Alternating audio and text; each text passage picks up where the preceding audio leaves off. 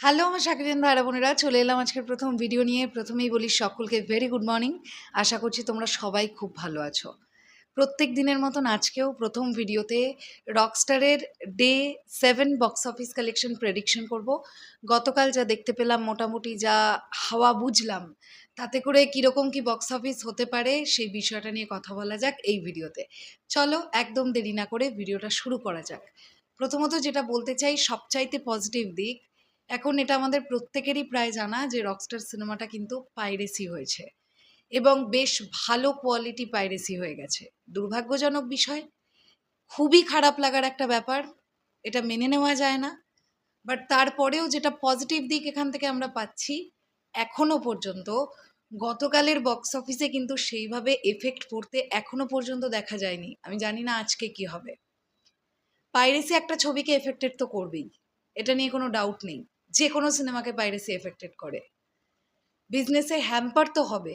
এবার হ্যাম্পারটা সে কত পার্সেন্ট হবে সেটাই এখন দেখবার ব্যাপার।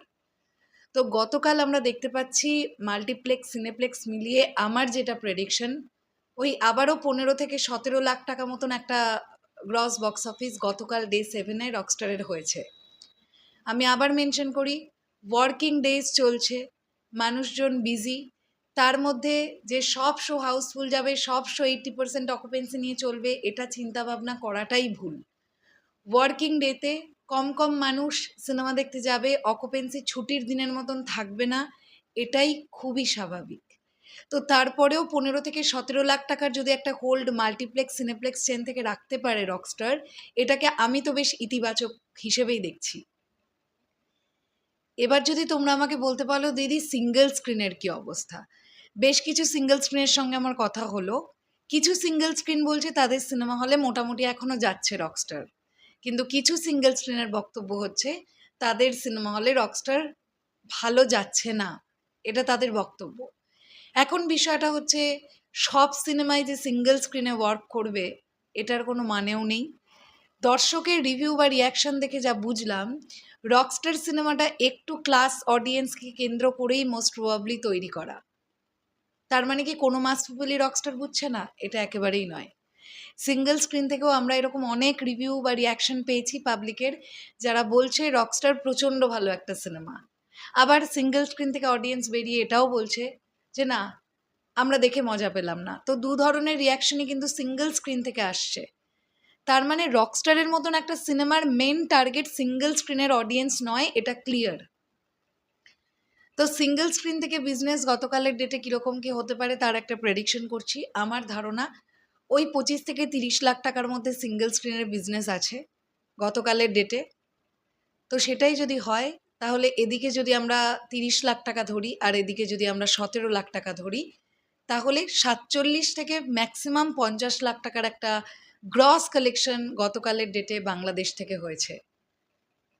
এটা কিন্তু 40 থেকে 45 লাখও হতে পারে। তো আমার প্রেডিকশন যেটা, সেটা আমি তোমাদেরকে জানালাম।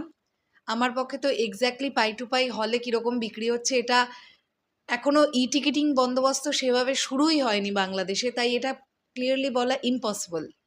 সিঙ্গেল স্ক্রিনে তো বলাই যাবে না কত টাকার কি টিকিট বিক্রি হয়েছে বা কী।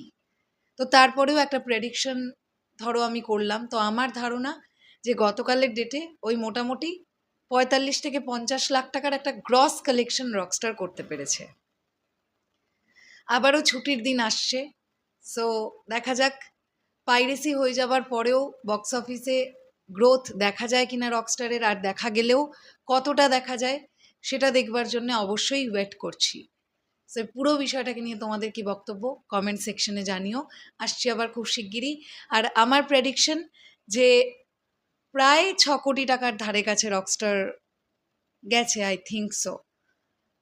এক্স্যাক্টলি টোটাল বক্স অফিস আর ওইভাবে প্রেডিকশন করছি না, গতকালের টুকুই করলাম শুধু।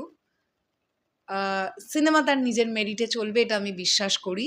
আর রকস্টার হচ্ছে লং রানের ঘোড়া, দর্শক দেখবে, দর্শক সময় নিয়ে দেখবে, এরকম একটা সিনেমা রকস্টার, আমার এটা অ্যাটলিস্ট মনে হয়।